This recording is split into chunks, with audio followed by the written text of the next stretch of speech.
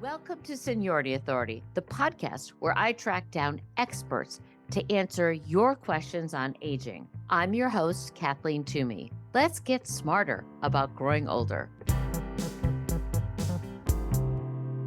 Welcome to Seniority Authority.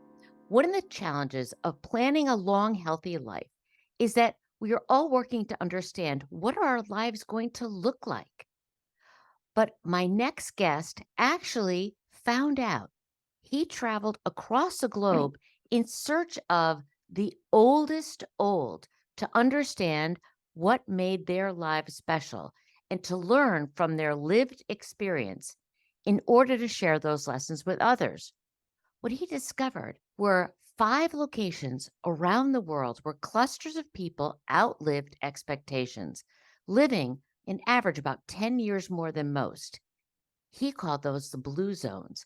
And with his National Geographic article, then book, then cookbook, and now Netflix documentary and new book, he's launched a movement in changing lifestyles now for a healthier future. Thanks to our show sponsor, the Riverwoods Group, Northern New England's largest family of not-for-profit continuing care retirement communities, where independent, active adults find purpose, community, and peace of mind. Visit us at riverwoodsgroup.org. Now, let's hear from today's guest. I am so excited to introduce Dan Buettner, New York Times bestselling author, National Geographic Fellow, explorer, journalist, and award-winning long-distance cyclist. Welcome to Seniority Authority, Dan. It is a delight to be here. I am so thrilled. I have been following your work for years, and it is so revolutionary what you found. But the journey that you started began with a mystery. What was that mystery? The mystery is how, given an average body, an average human machine, as we call it, how to maximize the number of good years on this planet. Only about 20% of how long the average person lives is dictated by genes. The other 80% is something else. So, working on assignment for National Geographic, I went out to, in a sense, try to reverse engineer longevity to find places around the world where people are either living into their hundreds at the highest rates, or they have the best chance to reach a healthy age 95 or so. I started this project 2 years before I even got on a plane. Others who've gone before me who tried to do similar projects, they did do their homework. So we actually worked with demographers around the world who are specialists in populations. So we looked at every population on Earth. Before we got on a plane, we verified birth records and death records. So the places that we call blue zones have been demographically confirmed. It's not just hearsay, and it's not just Dan Buettner going on a plane because he hears there's a lot of old people. We know statistically these are the longest lived people. And the reason they live a long time is because they are avoiding the diseases that foreshorten our lives. You know, about 85% of the $4 trillion a year we spend on healthcare in this country are because of type 2 diabetes, heart disease, cancer, and dementia. Dementia is a big growing, and those are avoidable. And the populations I found are avoiding these diseases at the highest rate in the world. There is so much to unpack here. And one thing I want to just highlight is what you start off saying, which is that only 20% of our longevity is dictated by our genes. I think so many people grew up with the fallacy that it's all your genes. But I think the important message that you're giving to all of our listeners is that 80% of this is lifestyle, and you can control your destiny by changing your lifestyle. You were very young when you started this project. Still am. Was aging important to you because of being a long distance cyclist and such an athlete? No, I was an explorer and a writer for National Geographic, and my specialty is solving mysteries.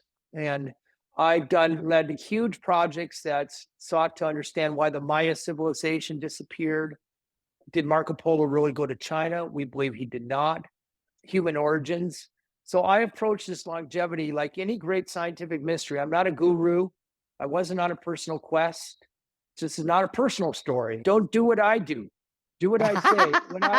In 20 years of doing this, I actually kind of live this lifestyle now because I find it's not only makes me feel better, makes me happier, but I know I probably will live the longest that the body I was given can live. But most of what I say is a reflection of what these populations actually have achieved. I should say now that the blue zones, the 5 blue zones that I found were Sardinia, Italy, Okinawa, Japan, Icaria, Greece, the Nicoya Peninsula of Costa Rica, and among the Seventh-day Adventists. I spent 20 years. The book you alluded to is actually called Blue Zone Secrets of Living Longer, and it's on Amazon. Blue Zone Secrets of Living Longer. And this book, it's And like a thank you for holding that up. yeah, for those of you watching on YouTube, this is the book. There is a link to the book on in the show notes, and it is gorgeous. This book took me 20 years. The photographs in there are by 5 National Geographic photographers, and it really unpacks exactly what the longest lived people in the world have done to make it to 100. So this isn't anti-aging, this isn't hype. The findings all come about through either epidemiology, anthropology, or basically investigative reporting. I found these 5 areas, they've achieved the outcomes we want, and then I just go find the common denominators. And that's mostly what Secrets of Living Longer is, and the Netflix documentary. And there will be a link to the Netflix documentary in the show notes as well. So let's get into all of these disparate countries, completely unconnected to each other, yet you found commonalities in each of the blue zones. Can you tell our listeners who are living under a rock and haven't heard about blue zones what those commonalities are? Yeah, so let me start with diet because I know people love to talk about food.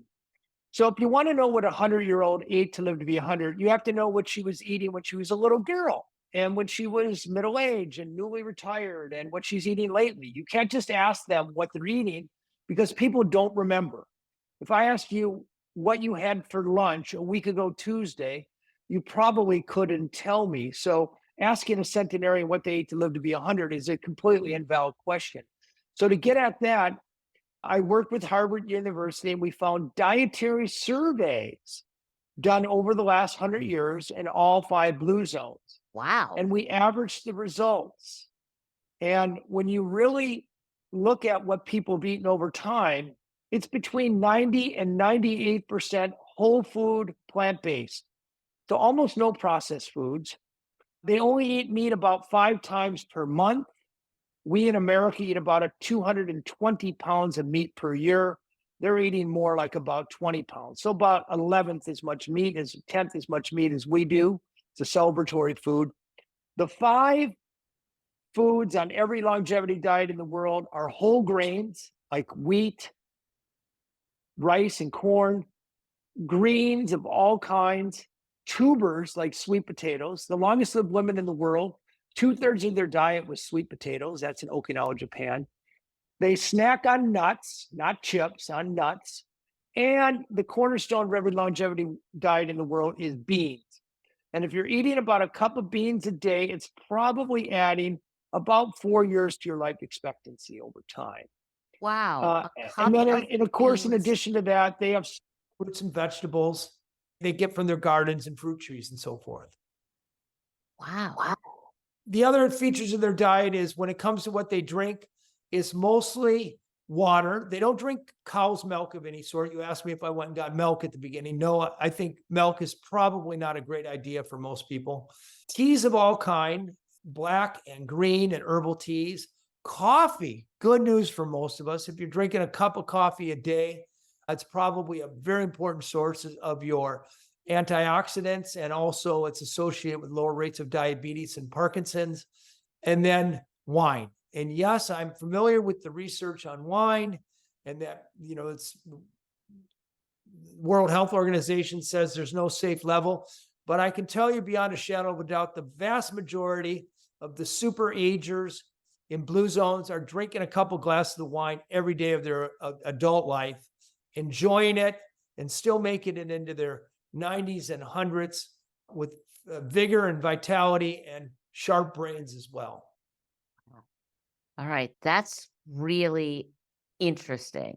I think it's fascinating that a cup of beans a day would add 4 years to your life.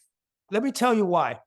I did a story for National Geographic on the diets of longevity and was afforded the opportunity to talk to the best nutritional experts in the world. We're now finding that the most important nutrient in our diet is fiber. We have a microbiome consisting of over 100 trillion bacteria that it's the biggest organ in our body, weighs about 8 pounds, that the good bacteria only feed off of fiber. When we feed them fiber, they produce something called short chain fatty acids, which in our bloodstream lowers inflammation, fine tunes the immune system, and releases hormones that make us feel good. When we starve our microbiome of fiber, as we do if we're eating the standard American diet, and we're not producing the short chain fatty acids, those bacteria look for something else to eat and they go to work on the mucous membrane in our intestines, makes them far more likely we end up with inflammation down there, that we have leaky gut syndrome. We are far more likely to get constipated. Only 20% of Americans get enough fiber, 20%. If you're eating a cup of beans a day, you're getting half of your fiber needs for the day right off the bat. So you can eliminate half that problem by just eating a cup of beans a day. It's a healthy source of protein. Older people need more protein. Our digestive systems aren't as good at absorbing protein. That doesn't mean we should go out and buy a bunch of meat or eggs or cheese, but we should be eating more plant-based sources of protein. Whenever you have a bean and a grain, so beans and corn tortilla or pasta and fagioli, beans and pasta soup, or beans and rice, you get a whole protein, all the amino acids necessary for human sustenance. That's a far healthier package, nutritional package, than eating a piece of meat, which, yes, it does have its protein, but you also have hormones, antibiotics. Much of it is infested with bacteria, saturated fat. We know that eating high amounts of meat is associated with higher rates of type 2 diabetes, cardiovascular disease, breast cancer, colon cancer. The list goes on and on and on. So if you want to live longer, learn how to make beans taste good. That's why I wrote that book there called The Blues Kitchen. And cut the meat. All right. But cut the meat. That is great advice. Very good advice. And we don't need the meat if we replace it with beans. So that's diet. And that's something we can control and change. What are the other commonalities in the blue zones that you found consistent across the world? Well, they don't exercise. And I know that people say, what? But they don't have CrossFit or yoga or Pilates or ab masters or ellipticals but what they do, they live in environments where every time they go to work or a friend's house or out to eat, it occasions a walk. So the translation, they live in walkable neighborhoods. Very big and important. They have gardens. We see people into their hundreds continuing to garden every day, that watering and weeding and harvesting and low intensity physical activity. They haven't bought a gadget to do all of their work. They still do yard work by hand. They still do housework by hand. They sweep. They grind corn with a crank. They knead bread by hand. And it's all this little burst of physical activity spread out through the day that keeps their metabolisms working higher and burns many more calories than sitting in your chair all day long and then expecting to make it up in a half hour at the gym. First of all, if you look at the data, we actually do not go to the gym anywhere near as much as we think we do. That's true. And number two, we are not evolutionarily designed to be sedentary all along and then make up for it in the gym. It's just not a good way to do it. We find that people in blue zones have curated. They're surrounded by 4 or 5 really good friends that are Mm. somewhere between family and friends. And about the best thing you can do to add good years to your life is find yourself 3 new friends whose idea of recreation is playing pickleball or walking or gardening or riding their bike. People who challenge you mentally. They're going to Mm. play bridge with you or play chess or let's go check out this new play. People with whom you can have a meaningful conversation. They'll care about you on a bad day. And then it's not a bad idea to have a vegan or vegetarian as a close friend because they're going to teach you how to eat delicious, healthy plant-based food. They're going to make you cook it for them when they come over. They're going to cook it for you when you go over to their house, and they're going to know the good recipe. We know that people's behaviors, your friends, have measurably contagious behaviors. If your friends sit around and drink Coke and eat chips and watch reruns of Leave It to Beaver, that's what you're going to do. If your friends serve up wieners and brats at a barbecue, when you go over to their house, guess what you're going to eat? I'm not saying dump your old friends, but I'm saying that arguably the biggest thing you can do to add good years to your life is curate your immediate social circle. Hmm. And I know people are saying, this doesn't sound like what I've heard before. I don't even have to pay for this, or it's not a quick fix. Other commonalities, people tend to keep their aging parents nearby and invest in their children. They tend to be religious. Religious people live longer. People show up. People go to church, temple, or mosque. Those are the ones who are living the longest. Mhm. When, eating most of your calories early in the day, and then you stop eating at dinner and don't eat again until breakfast. A proven way to slow down your aging and to improve immune function, burn fat. We see that in all the blue zone. Breakfast like a king, lunch like a prince, dinner like a pauper. So these are all some of the commonalities we learn in the blue zones. Did you anticipate, Dan, when you first came out with the article, what an explosive response it was going to get? Because it started as an article, then became a book, then a cookbook. Are you surprised that people have such a positive reaction to this? Yes. I thought I was writing a small article for National Geographic. It became a cover story, which was one of their best-selling cover stories in over the 100-year history. It then became a New York Times best-selling book called The Blue Zones, 9 Lessons for Living Longer. The Blue Zones Kitchen, which is a food book, was a #1 New York Times bestseller. Now we have a 4-part Netflix series. But my biggest legacy is I've been able to take the core learnings from Blue Zones and build a population health program. We've been hired in 72 cities in America. We're endorsed by the city government. We're funded by the insurance companies or the hospital system or not-for-profits.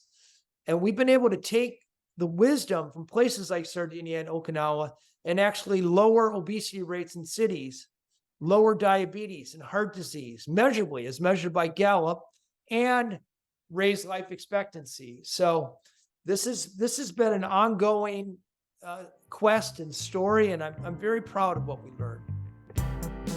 If you're getting smarter, let us know. Leave us a review or rating wherever you listen to podcasts. Tell your friends and follow us on social. We're at Seniority Authority on Facebook, Twitter, Instagram, TikTok, and YouTube. And don't forget, if you're listening to YouTube, hit the notification bell so you can subscribe.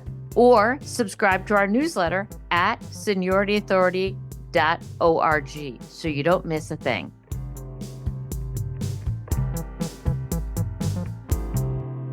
One thing that I love about your book, and one thing we try to do on Seniority Authority, is to give people options to walk away from not just describing a problem, but if you resonate with that problem, what can you do? And the fact that you are actively working with city governments to change how cities are planned and designed and senior centers is really remarkable because we have a long way to go in this country.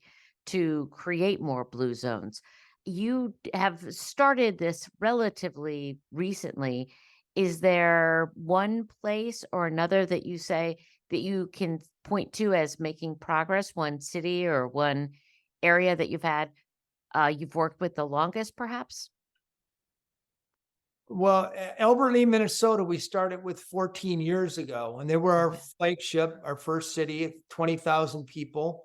Right out of the gates, within the first 2 years, uh, we helped them shave about 2 tons off their waistline. We raised life expectancy by 3 years, and healthcare costs for city workers went down by about 30%. Uh, Wow, but that's yeah, amazing.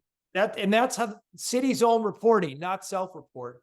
Right. So now our big cities, I'd like to point to Fort Worth, Texas, about 1 million people.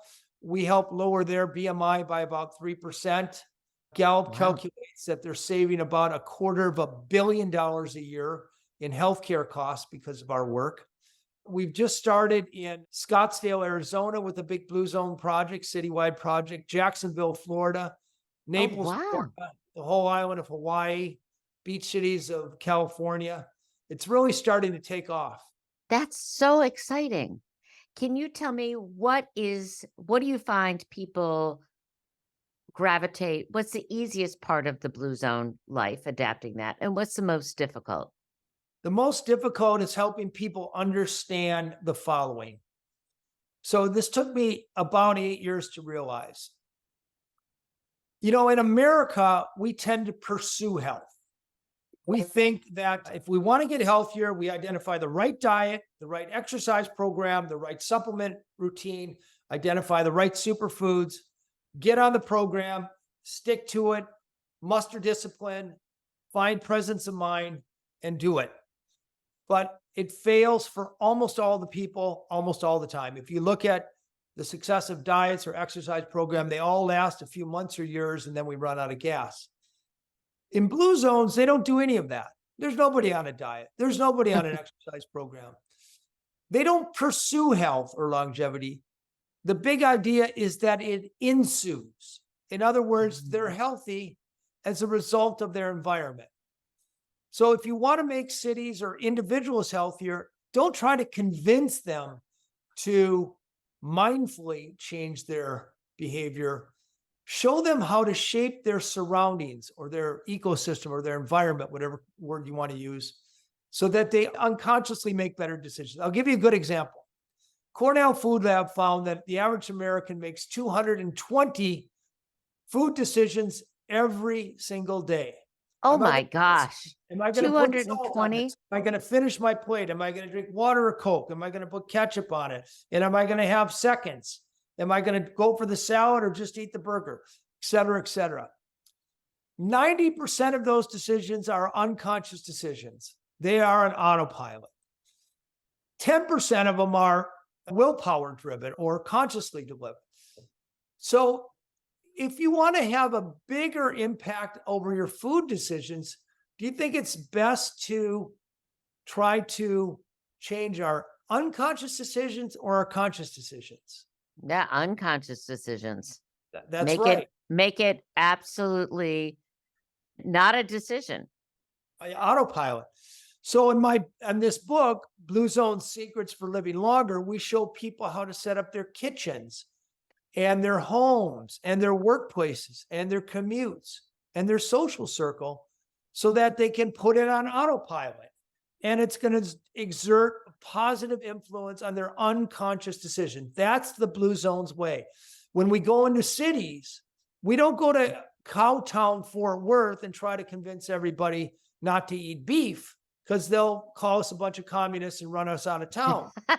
Um, we come in there and we simply help them adopt policies that favor healthy food over junk food, favor the pedestrian over the motorist. They have terrible traffic down there.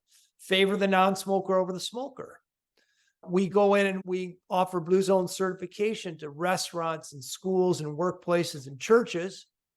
If they'll optimize their designs and their policy so people unconsciously move more, unconsciously eat less and eat more plant-based, unconsciously smoke less, unconsciously socialize more.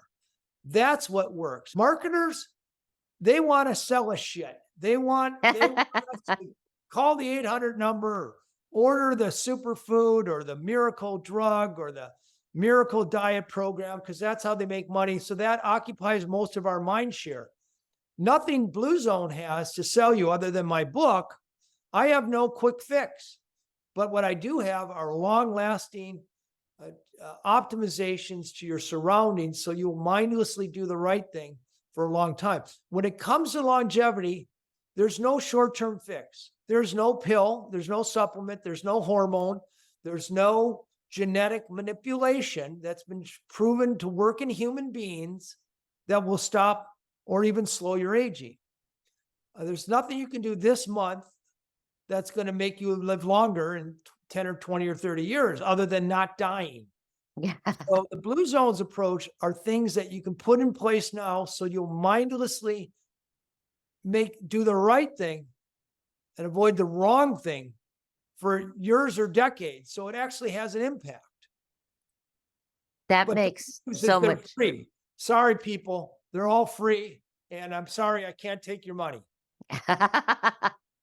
Well, I love that you get to the granular part because you do have to change. So the first thing you look at, so the plant-based, the beans and the rice are not stuffed in the back of the closet That's right. in front of behind the chips and the cookies and the Diet Coke. So let me give you 3 easy things you can do for your kitchen. So you'll mindlessly eat better and probably consume 100 fewer calories a day. Okay, everybody, start taking notes. 3 things. First thing, establish a junk food drawer that is out of the way.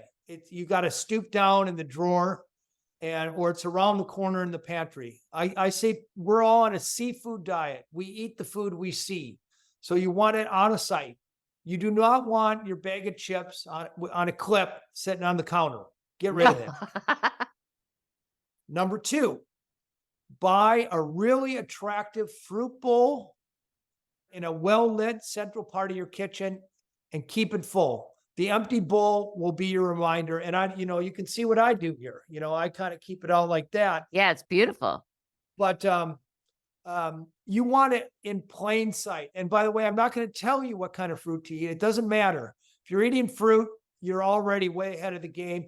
Berries might be better than bananas or grapes, but whatever kind of fruit you like, because again, it's got to be something you'll eat in the long run. Third, very simple thing, take the toaster off of your counter. Toaster, every time we see it, it reminds us, well, I could put something in there.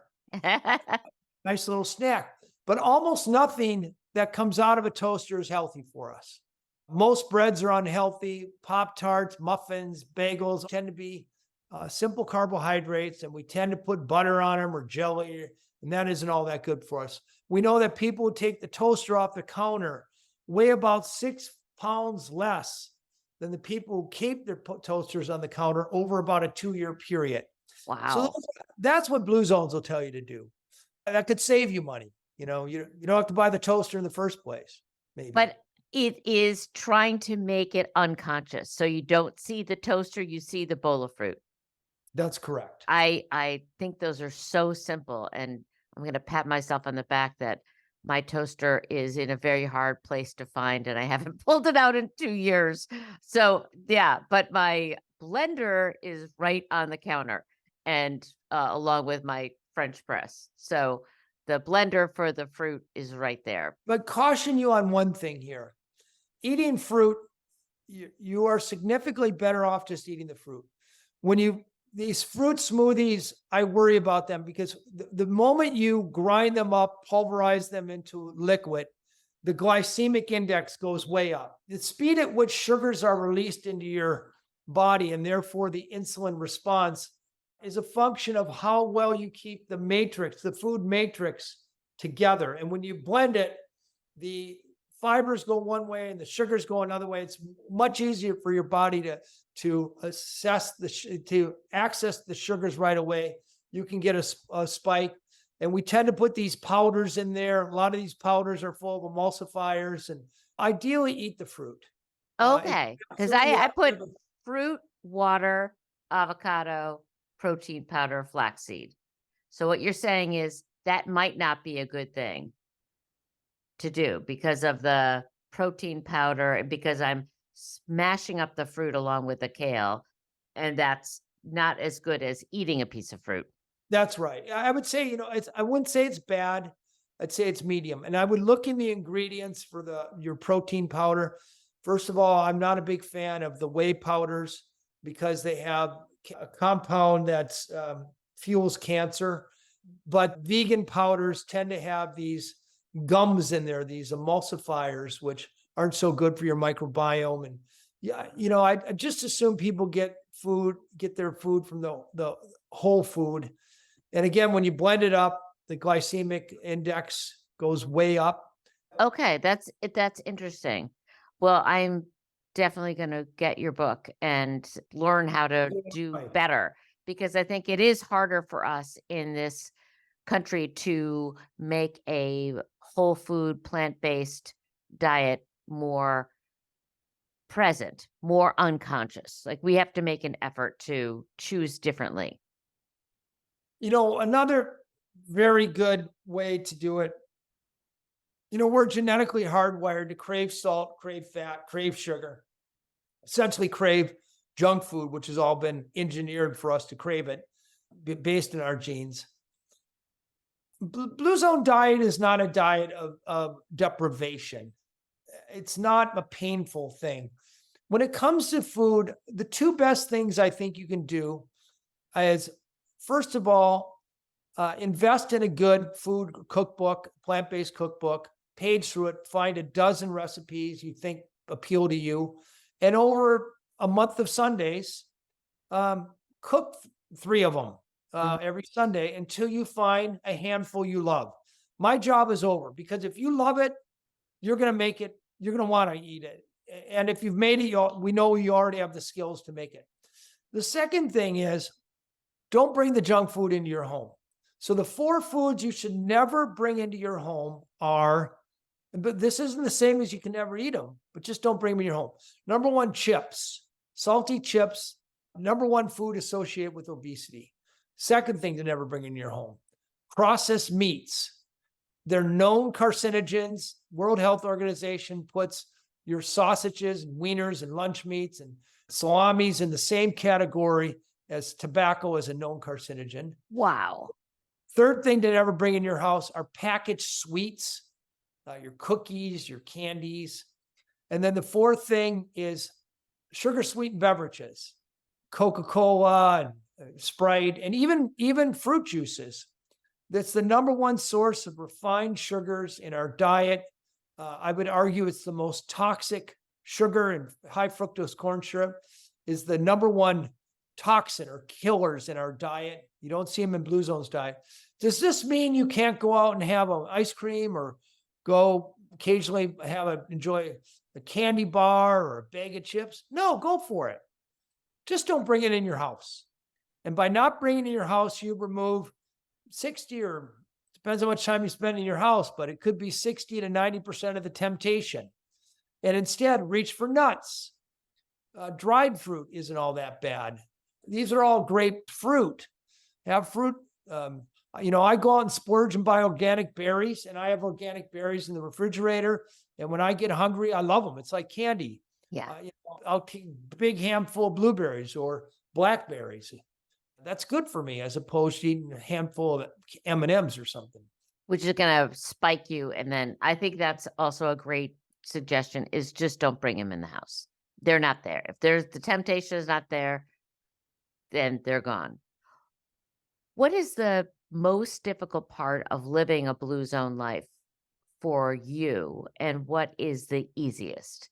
Or what instead of for you, because you've been living this for a long time, what do you find people what aspect is easiest for them to gravitate to, and what do people get stuck on? I'm I thinking think of we get my listeners. For most people right away, it's shifting their thinking that instead of trying to change their behavior, mustering willpower, discipline, or is changing your environment. That's people. What? Wait, I haven't heard of that.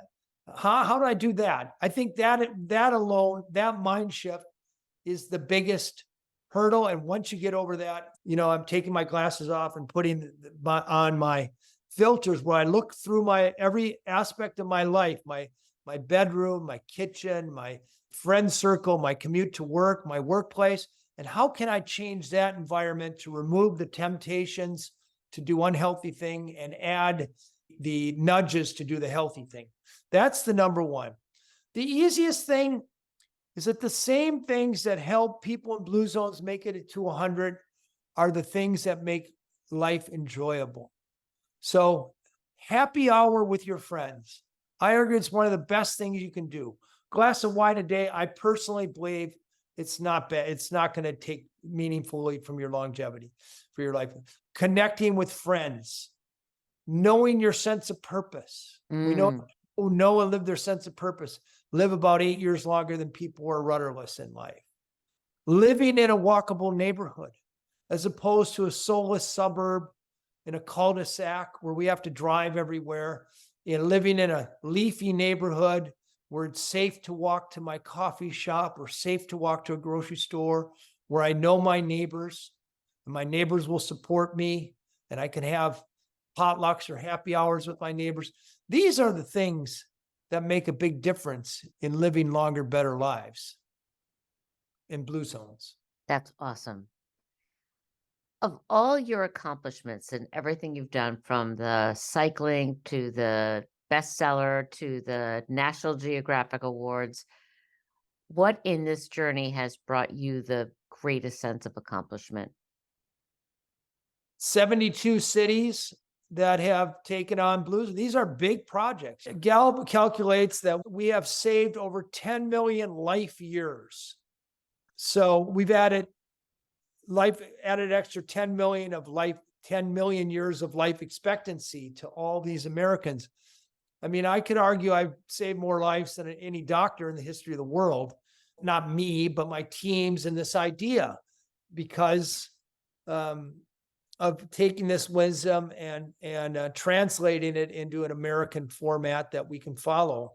And I'm very proud of that. I didn't set out to do that. I set out to solve a mystery, and I ended up finding, real, quite honestly, lifesavers for a lot of people. If one of our listeners was interested and in a city government and they live all over the country and they wanted to ask you how to bring this program to their town, where would you recommend they go? Go to bluezones.com, and there's a button you can click for your community, and that will take you through the process. It's quite involved, but if there's a well-connected person and they're passionate, most of our cities begin with one get her done kind of person who's well connected. You can get it done. If you want to connect on a personal level, at danbuettner.com. My name is spelled Buettner, danbuettner.com. We have a free newsletter, and I encourage you to sign up for that because we regularly give tips and ideas for optimizing your environment. And then anybody who's on Instagram at Dan Buettner, I always answer my own direct messages. So you can send me a message at Dan Buettner, and I'll answer that. You can follow me if you'd like. And then check out the Netflix documentary. 4 episodes. After you see that, you'll completely understand. I hope it inspires you to take some of these ideas and put them to work in your life. Well, it sounds wonderful and achievable and transformational in my opinion. So before we let you go, I will have a fast 5 lightning round. We know you know a lot about health and living, etc., but let's get to know you a little bit better. What is your favorite guilty pleasure? A really expensive bottle of wine with friends. Okay, that's a really nice pleasure. What's your favorite healthy practice of all of the healthy practices that you do? Cooking a delicious plant-based meal for my friends. Awesome. And what's guaranteed to make you laugh, Dan? Somebody farting. There you go, my humor. That's awesome. Seems it Uh, works for you as well. it does. It does. Well, I have 4 brothers, so there was a Yeah. lot of that going on in my house. Tell us the last book that you loved. I love the last book I love. I'm reading these stories by P.G. Woodhouse. Yes, Yeah, I that love. is the Jeeves collection is timeless. Yes, It and is if you time. like to listen to him, there's a narrator called Martin Jarvis. And if you want to laugh but also hear great literature, listen to Martin Jarvis narrate the Jeeves series. I bet that is awesome. And last question, what is of all the places you've been, what's your favorite escape? I really love, I resonate with Mexicans. So there's a place called Todos Santos in the Baja Peninsula that is close to the sea, easy to get to, near a desert, great biking. It's still a Mexican village, but it's got all the comforts, a lot of the comforts of a vacation place and great food and Todos Santos. Todos Santos. Wonderful. Well, thank you. It has been an absolute thrill to have you on the show today. I've followed your work forever. I'm so proud of what you're doing, transforming our country, the place by place. For those listeners today, just a reminder the Netflix documentary is live and the new book is out, Blue Zones Secret to Living Longer, which includes gorgeous photography by National Geographic photographers and all of Dan's recommendations, a work of 20 years. That's a wrap. If you enjoyed the show, please give us a like and a thumbs up on whatever app you're listening to. Until next time, enjoy the chance to live longer.